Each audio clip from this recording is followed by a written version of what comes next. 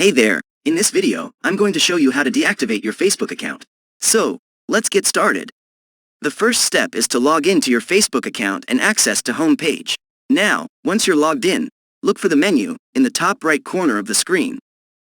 Click on it to open the drop-down sub-menus.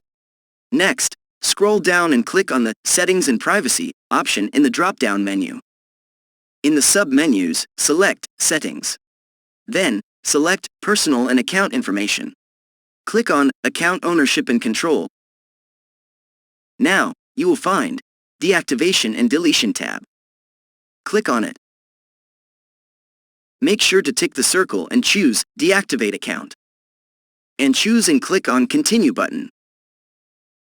Please enter your Facebook password to go through the process, and you will be asked why you want to deactivate your account. Select a reason and then click on Continue. Also, make sure to choose Don't Reactivate Automatically. Otherwise, Facebook will automatically activate your account after 7 days by default. Click Continue.